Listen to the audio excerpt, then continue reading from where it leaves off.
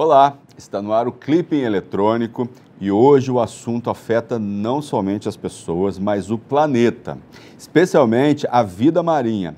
Há 150 anos, inventamos um material leve, resistente e de baixo custo.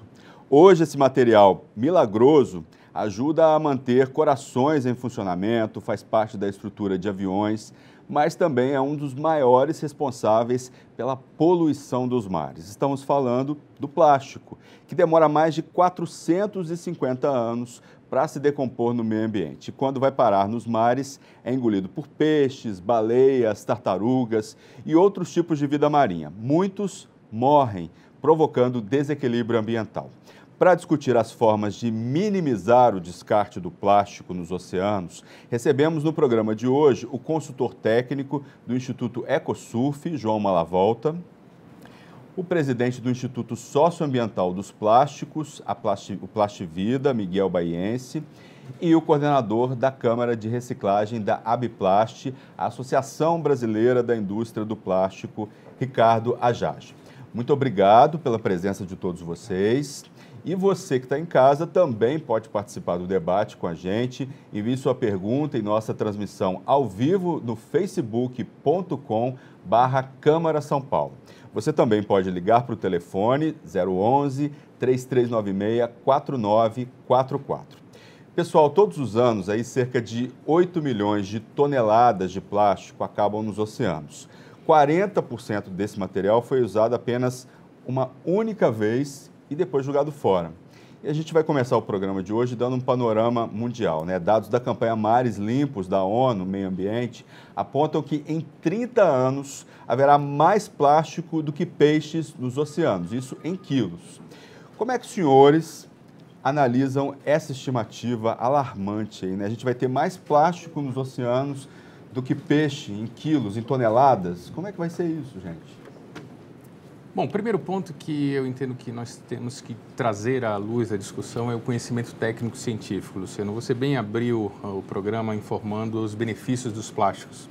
E a gente precisa saber devolver esse benefício que os plásticos nos proporcionaram ao longo da sua vida útil, ainda que tenha um uso único, para que a gente destine ele para reciclagem. Se eu destino ele para reciclagem, ele não chega a lugar nenhum. Ele vai chegar novamente a ser usado pela sociedade. Acho que esse é o grande conceito que nós temos que falar. Mas a situação hoje, as pessoas jogam plástico nos rios e esses rios vão para os oceanos e lotam os oceanos. Hoje a gente tem aí uma área no Oceano Pacífico e outras áreas do planeta lotada de plástico, os peixes vão lá, comem.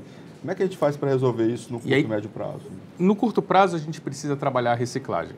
Existem processos que a gente consegue evitar que o plástico chegue aos mares. E não só os plásticos, qualquer matéria-prima.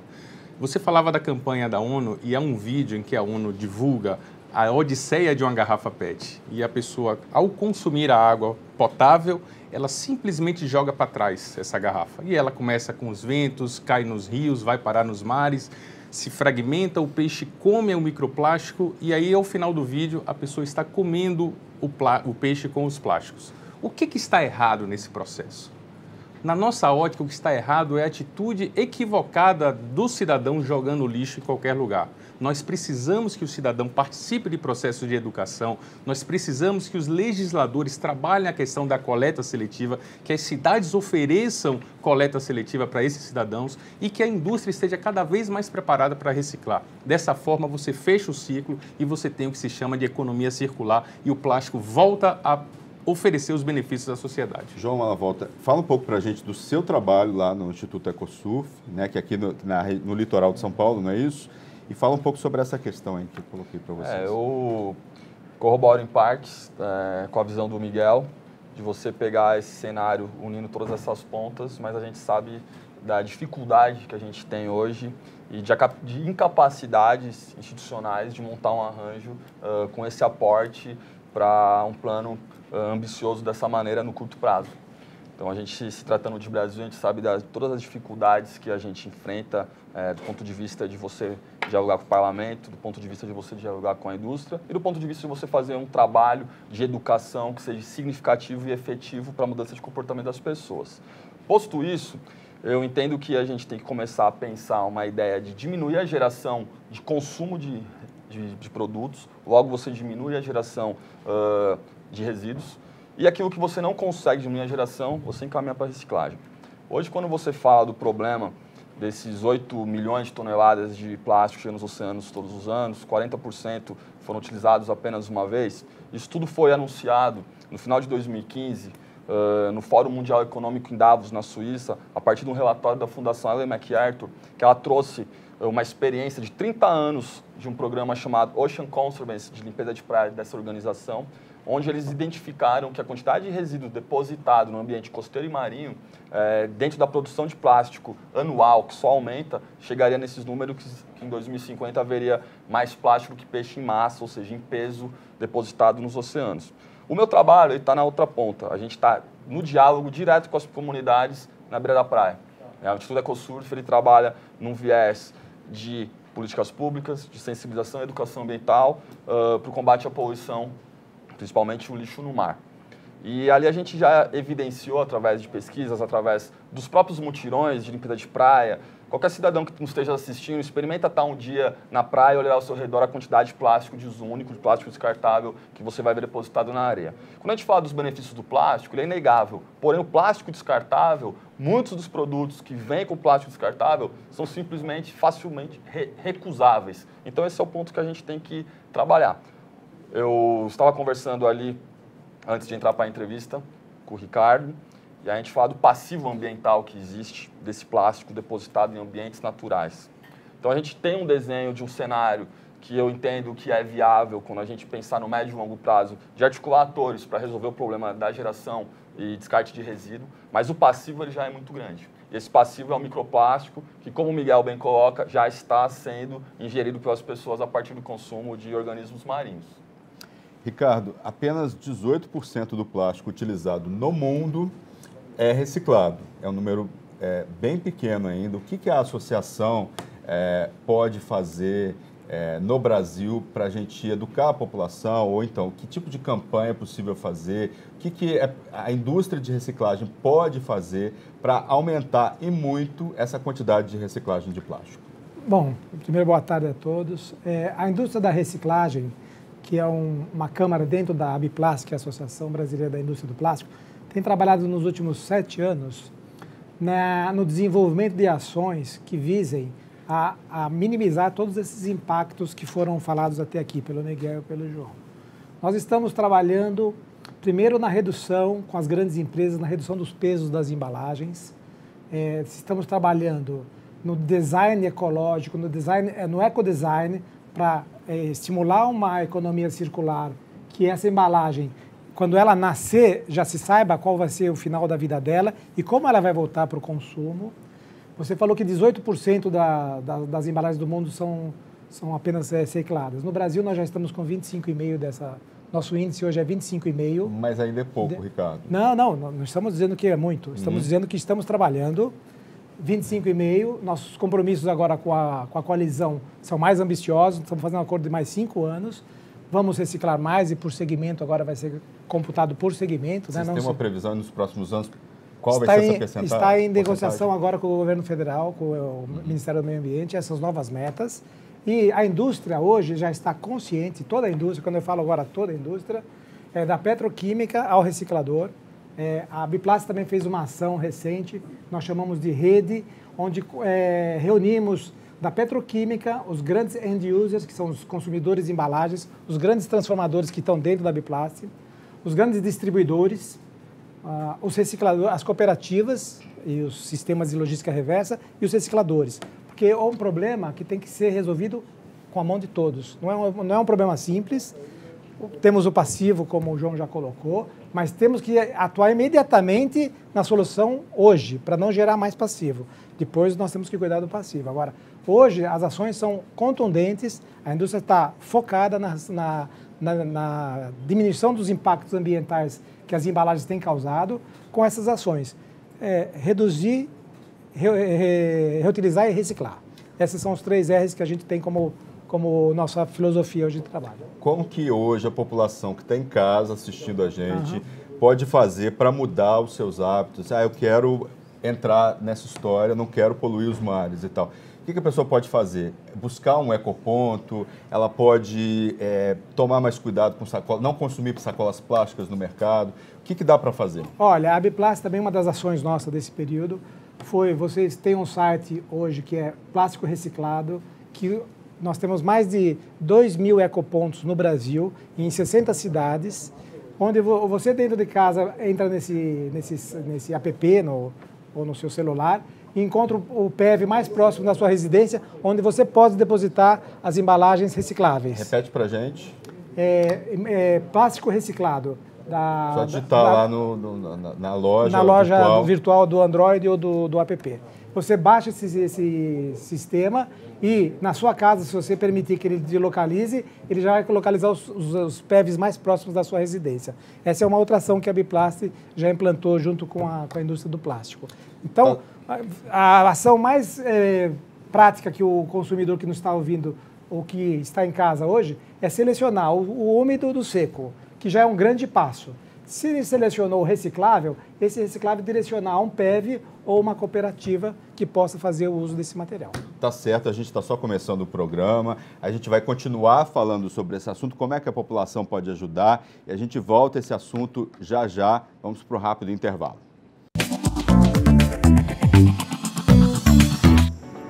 O Clipe Eletrônico está de volta e discute a questão do plástico no meio ambiente, especialmente nos mares. Estão comigo a jornalista especializada em meio ambiente, que agora vai fazer parte da bancada, Paulina Chamorro, o consultor técnico do Instituto Ecosurf, João Malavolta, o presidente do Instituto Socioambiental dos Plásticos, o Plastivida, Miguel Baiense, e o coordenador da Câmara de Recicladores da Abiplast, Associação Brasileira da Indústria do Plástico, Ricardo Ajaj. Você também pode participar, envie sua pergunta em nossa transmissão ao vivo no facebook.com/Câmara São Paulo, ou então ligar para o telefone 011 3396 4944. Vamos começar esse segundo bloco falando um pouco, esse mês saiu a edição de junho, a National Geographic, né, que é editada em vários países do mundo, e a edição aqui em português está falando exatamente sobre isso. Mar de plástico, 8 milhões de toneladas de plástico nos oceanos. E a gente está aqui com a Paulina Chamorro, que ajudou, né, a escrever a edição desse mês. Fala um pouco para a gente sobre essa questão do plástico no mar. A gente já discutiu um pouco no primeiro bloco dessa situação, mas eu queria que você fizesse mesmo um alerta e falasse um pouco do que tipo de alerta que a revista está fazendo e que tipo de alerta que a gente pode fazer para a população em geral. Muito boa tarde a todos. É um prazer estar aqui para a gente debater justamente algo que está presente no nosso dia a dia e justamente com esse mote de uma edição especial dessa revista tão especial para o mundo, né? Há 130 anos a National Geographic documenta a natureza, documenta o planeta e as grandes transformações que a humanidade está passando e por isso entendeu que nesta edição o foco deveria ser porque justamente os repórteres e colaboradores da National Global perceberam que já estamos num estágio bastante preocupante de uma realmente transformação do planeta através do material que está nos mares, né? Então essa é uma edição que traz essa reportagem especial escrita pela Laura Parker, traduzida aqui para o português, como aconteceu em várias partes do mundo, né, da National Geographic, e eu colaborei trazendo um artigo para trazer a discussão para o lado brasileiro, né? Como é que estamos frente à Política Nacional de Resíduos Sólidos, a uma nova formulação de uma lei de combate ao lixo ao mar, que está em negociações, está agora em discussões, em audiência pública, né? O João acompanha diretamente essas questões, mas o importante é reforçar que a National Geographic agora de junho traz esse alerta, mas procura não demonizar o plástico como material, mas sim os usos que vêm sendo dados e os usos não só do consumidor, mas como as empresas têm encarado a produção do plástico hoje. E é preocupante esse uso hoje? De fato, um resumo que eu poderia dizer da revista é de que foram encontrados, existe hoje microplástico em todos os pontos do globo, no planeta. Inclusive na Antártida. Inclusive na Antártica, né, que vocês viram recentemente, saíram esses dados, ou seja, nenhum ponto, nenhum mar, nenhuma costa no mundo inteiro, que já é uma informação bastante preocupante, está livre de microplástico, que não é aquele plástico aparente, sim aquele que depois de um tempo em contato com o mar, em contato com o sol, acaba se desfazendo e se transformando em micropartículas, que aí se misturam ou com alimento marinho, se misturam com as composições, que aí é um outro tipo de impacto nas nossas vidas que a gente está falando. E né? A gente já está consumindo isso na água, né? E a gente está nos alimentos, inclusive, tem dados, a ONU Meio Ambiente apresentou dados que já foi encontrado fibra plástica no sal que a gente põe na nossa comida. Então, esse é um ponto muito importante. E outro do impacto que a revista traz é de que, assim como tem microplástico em todas as partes do globo terrestre, isso está afetando, por exemplo, da fauna marinha, desde o plâncton até a baleia. Ou seja, nenhum animal marinho está fora do impacto de ingerir plástico, de sofrer as consequências desse mau uso, principalmente do plástico descartável, que é algo que eles destacam bem aqui na revista. Até agora, de todo o plástico que foi produzido, pelo menos 40%, esse é um dado forte que vem nessa edição, pelo menos 40% de todo esse plástico que foi produzido ou foi usado apenas uma vez a gente falou isso aqui. E descartado, né? Isso já para mim é suficiente, porque ninguém vai viver 400 anos para ver em quanto tempo vai se degradar esse plástico no ambiente, né? E falando, gente, um pouco de atitude consciente, assim, um tema que está sendo debatido aqui na TV, na Câmara Municipal de São Paulo, é a questão do uso do canudo plástico na cidade de São Paulo, né? A gente teve recentemente um vídeo que viralizou, teve mais de 20 milhões de acessos na internet, que é do ambientalista tirando um canudo plástico, né, se eu não me engano, da tartaruga, né, e tal. Qual que é a importância, né, de começar com pequenas atitudes, por exemplo, rejeitar o canudo plástico? Qual que é a importância disso no dia a dia e no ambiente? Eu entendo que antes da gente rejeitar, o mais sensato e correto, ainda que demoremos mais tempo para aprender, é como nos relacionarmos com ele. A indústria nunca vai estar dizendo que precisa se consumir canudos plásticos ou qualquer outro tipo de material descartável, mas a indústria sempre vai defender que a utilização desse material seja correta, que o seu uso, o descarte, o seu pós-uso seja adequado, para que a gente volte para a reciclagem. Você perguntava, Luciano, no bloco anterior, como que a população pode se envolver. O João colocava um convite ao telespectador que na praia, ou até num ambiente fora da praia, não costeiro, observe a quantidade de lixo gerado. Mas eu amplio esse convite para que a população perceba qual é a relação que ela tem com aquele lixo ali presente. E como é que nós podemos mudar esse comportamento? Porque se fala que em 2050 teremos mais plástico do que peixe. E é um dado científico, e ninguém discute, porque a indústria também não quer o plástico ali. Assim como o cidadão, assim como todos os atores da sociedade. Mas o ponto é que, a partir de 2018, o que podemos fazer frente a esses quase 40 anos que teremos para evitar que esses plásticos cheguem nesses locais? Esse é um ponto-chave desse processo. Eu entendo que a demonização do plástico está desvirtuando os movimentos que nós, enquanto sociedade, deveríamos ter para evitar que isso aconteça, ou para minimizar. O problema está posto, o passivo existe, como vamos trabalhar é uma questão a ser discutida com o governo, através de política nacional de resíduos sólidos, através da indústria de reciclagem, através de leis. Por exemplo, aqui nesta casa legislativa havia uma lei para banir o plástico isopor. E nós sentados e conversando com os vereadores, mostrando dados técnicos que o isopor é um plástico, é reciclável, nós temos um PEV na frente da Câmara de São Paulo, em que a população, que é passante, traz o seu resíduo de isopor para reciclagem. No começo do processo, nós retirávamos dessa cabine, desse PEV, uma cabine a cada 2 meses. Hoje nós já retiramos semanalmente. Eu passei lá antes de entrar no estúdio e vi que estava cheio. Então, esse processo de entendimento, de amadurecimento, é o caminho que nós entendemos com educação ambiental, com consumo consciente, com descarte correto, que aí se aplica o reuso, a reciclagem, a coleta seletiva, para que a gente mude o cenário, para quando a gente chegar em 2050, a gente olhe para trás e veja, fizemos o trabalho correto, fizemos o que é certo. Hoje eu vejo, voltando à questão dos canudos, em algumas matérias falando que, não, se produz canudo em vidro aqui no Brasil. Eu estive num evento sobre poluição dos oceanos na sexta-feira passada e uma pessoa que estava vendo, ela falava sobre um canudo metálico. E aí eu respondi a pergunta a ela, porque ela não queria mais utilizar o canudo. Ela dizia assim, eu quero ser a ponte entre a minha percepção de que o canudo é um problema ambiental e as pessoas que não estão conectadas com esse problema. Eu quero fazer essa ponte. E eu respeito a posição dela, e assim eu disse na minha resposta. Mas eu prefiro ser a ponte que mostre que quando você precisa usar um canudo, você o faça. Mas o faça com a consciência do descarte correto. E após a vida útil desse canudo, ainda que seja extremamente curta, que nós destinamos para a reciclagem e todos os elos envolvidos nesse processo. Se a gente conseguir fazer isso, eu não vou precisar usar um canudo metálico, porque eu fico imaginando um evento com as pessoas levando canudos metálicos. Primeiro, que não pode entrar no evento. Segundo, que isso se torna um perigo.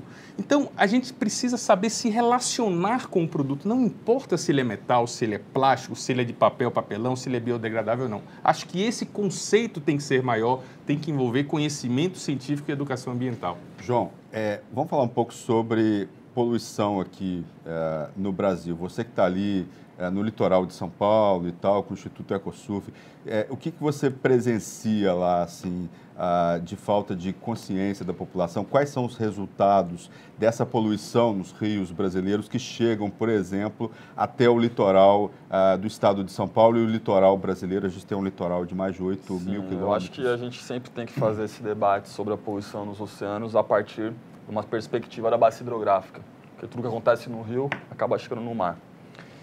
Sem nenhuma dúvida, eu vejo que a gente tem que colocar o ser humano no centro dessa discussão. Então, semana passada a gente estava em alguns eventos e sempre deposita uma grande confiança em que a tecnologia vai trazer soluções para problemas que nós criamos. E a gente sempre fica com essa bengala tecnológica. E eu acredito sempre na mudança de comportamento como uma solução de fato efetiva. Quando a gente fala de educação no Brasil, a gente tem números péssimos, né, de crianças que não sabem o ABC. E a gente vai trazer um assunto um pouco mais complexo para a vida delas, que é ensinar a separar o lixo, ao consumo crítico, ao consumo consciente. Isso é um processo que talvez a gente chegue em 2050 sem resolver, falando de Brasil. Então, quando a gente fala de canudinho, de banir o descartável, eu digo que o plástico ele trouxe o descartável um benefício hoje na frente do precipício. Porque o volume que se produz e o que se descarta de modo equivocado, de modo inconsciente, incorreto, por uma ausência de educação, por uma falha do Estado em prover uma educação de qualidade, e que se não corrige da noite para o dia, gera esse problema, esse impacto negativo que eu vejo diariamente na praia como eu estou. Então, quando eu vejo a gente pensar numa racionalidade de que a solução passa pela educação, eu não discordo, eu também acredito nisso. Só que na outra ponta, a gente tem que prever que essa educação não se faz do dia para a noite. Só que o consumo do plástico descartável se faz todo dia. E o descarte incorreto se faz todo dia. E que se a gente está numa emergência planetária, por conta do microplástico, que diz que existe mais de 5 trilhões de partículas de plásticos lançadas no oceano, né, que é uma nuvem plástica depositada ali, o que a gente tem que fazer? É atacar, não na causa, e sim naquilo que gera o problema. O que gera o problema é essa oferta muito grande dos descartáveis no nosso cotidiano. Eu concordo. Estamos em tempo de Copa do Mundo, e eu fui à Copa do Mundo aqui no Brasil, fui a 2 jogos. E havia o copo comemorativo, um copo retornável, né? E eu via as pessoas saindo do estádio, quando compravam seu refrigerante ou a sua cerveja, que a época da Copa estava liberado, bebida inclusive alcoólica nos estádios, com 9, 10 copos. Onde está essa consciência? Essas pessoas são as pessoas que não sabem falar o ABC?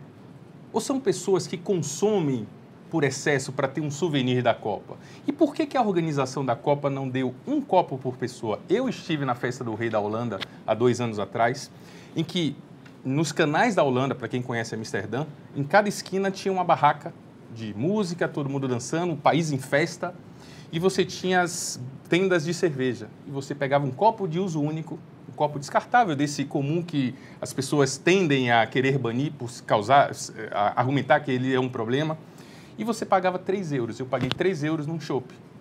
O segundo chopp eu paguei 2 euros. porque eu levava o meu copo de volta. Essa é a orientação dada à festa. E aí você vai levando e enchendo por 2 euros. No final, se você descartar no lixo, ou se você devolver o copo à barraca, você tem um comportamento diferente. Você recebe o seu euro de volta, se você levar de volta. Porque esse euro vai ser utilizado para coletar e reciclar aquele material se você não devolver e consumi-lo de forma correta. Então, acho que há um excesso de consumo, sim, mas nós temos que olhar para dentro, todos esses atores, a indústria, a sociedade, o poder público, para que a gente consuma conscientemente. Tá certo. Vamos continuar esse assunto depois do intervalo? A gente volta, a gente vai continuar falando sobre esse assunto já já. Vamos para um rápido intervalo.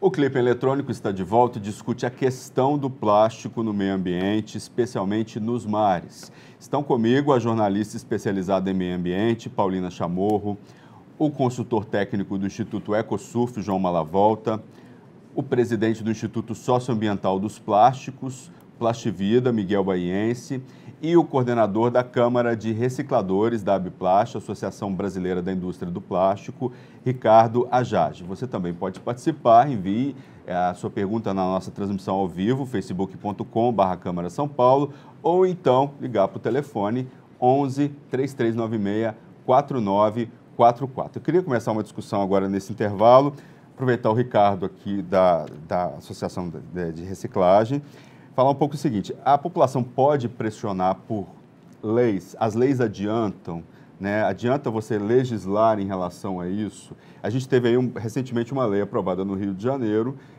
proibindo o uso de canudos plásticos. Aqui em São Paulo a gente tem também um projeto tramitando aqui na Câmara Municipal que discute essa questão, né? Está em vias aí de ser aprovado. Queria que você falasse um pouco dessa relação aí, população, pressionar por fazer novas leis, enfim. Eu acho que a lei é o melhor instrumento que a sociedade tem para organizar o sistema hoje que a gente tem do plástico ou de qualquer outro material. O que acontece é que as leis, às vezes, a implementação, nós estamos vendo agora a Política Nacional de Resíduos Sólidos, é uma lei muito bem feita, demorou 19 anos para ser promulgada, mais 4 para ser regulamentada, quer dizer, é uma lei que 23 anos de gestação, quer dizer, muita gente pensou nessa lei.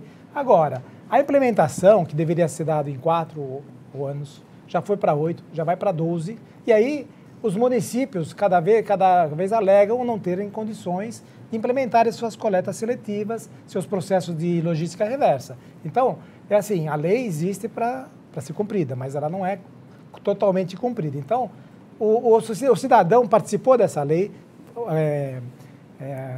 conferências públicas, debate, a sociedade, a indústria. Então, eu ainda vejo que a lei é o melhor instrumento. Agora, como que o consumidor pode ajudar ainda? Bom, nós, como recicladores, também temos alguns problemas na nossa cadeia de negócios. Hoje, para que toda a sociedade tenha uma noção, o material reciclado, quando o reciclador, que somos nós, adquirimos o material para reciclar, nós não temos nenhum crédito de impostos. É crédito zero. Na saída, eu tenho total cobrança como material virgem. Então, no Brasil, hoje, se reciclar, paga-se mais imposto do que material virgem. Então, o governo está previsto na Política Nacional de Resíduos Sólidos benefícios para que a pessoa incentive a reciclagem. Só que esses benefícios não chegaram para a indústria. A indústria está questionando e pedindo ao governo mais de 8 anos, ou desde 2014, já são 5 anos, que nós não temos esses benefícios. Então, vamos falar de reciclagem? Vamos, mas e a conta? Como é que fecha a conta da reciclagem? Entendeu? O reciclador, a indústria da reciclagem, o sistema do plástico, é a única indústria que quem faz a reciclagem é um terceiro setor. Se você pega os outros materiais, vidro, papel, papelão, alumínio, aço, quem faz a reciclagem são as grandes usinas, os grandes fornos de vidro. Eles não têm essa necessidade. Agora, quem faz a reciclagem do plástico, o canudo, a sacolinha, é o pequenininho que está lá no fundo da casa dele, às vezes uma pequena empresa. A nossa indústria tem mais de 1.000 empresas no Brasil, 90% menos de 20 funcionários. Pequenas e médias empresas familiares que estão fazendo a reciclagem não estão sendo compensadas por isso e pagam uma carga tributária injusta. Como é que nós vamos aumentar a reciclagem do país? Então, como é que a lei é boa, mas a lei tem que ser seguida. Então, nós estamos precisando que a sociedade também entenda que para se reciclar mais, nós precisamos... Precisa ter demanda. A demanda é outro ponto muito importante, chamou, porque nós agora com a rede, onde estamos com os grandes consumidores, eles estão agora pressionados mundialmente, né, pelo Brasil. Isso aqui é mundial e essa pressão não chegou no Brasil por acaso. Isso é o mundo que está vendo hoje. O plástico hoje virou vitrine. Então é o seguinte, ou as grandes indústrias e a cadeia resolve também o problema, ou o consumidor vai deixar de consumir nosso produto. A gente sabe disso. Então nós estamos alerta. Agora, nós precisamos que a sociedade entenda que existe um processo industrial. O cooperado pega o material no PEV, ele vai para uma central que seleciona, porque o material plástico, além de ser feito por pequenas empresas, são 7 famílias de plástico básico. Quando você mistura aço, alumínio, vidro, é tudo igual. Então, plástico, se você não separar e não fizer embalagem inteligente, você no descarte não tem valor nenhum. Ele vira um inservível. Tá certo. Entendeu? Então... Paulina, você como jornalista, você quer continuar o assunto dele? Não, eu ia fazer um mashup aqui de coisas, justamente pegando o gancho do canudinho, pegando o gancho de comportamental, né?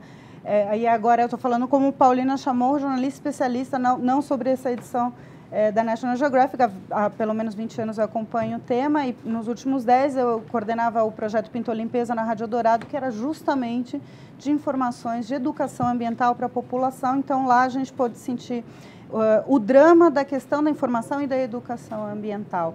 Quando eu coloco aqui de novo do plástico, e aí respondendo a sua pergunta do canudinho, a gente está falando de um plástico de um uso de aproximadamente 5 a 10 minutos.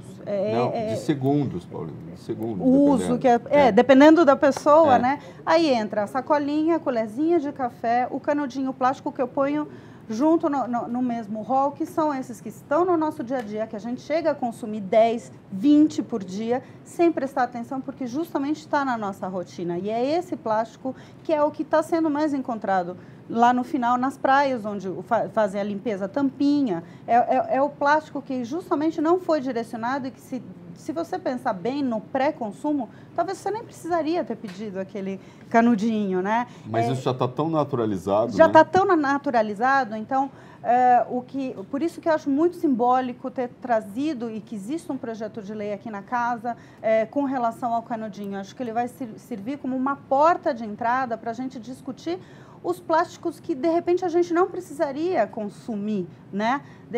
E quando eu falo de demonizar o plástico, é nesse sentido. A gente tem o plástico que é útil no nosso dia a dia, que salva vidas, que resolve questões, mas tem aquele plástico que é inútil, sim.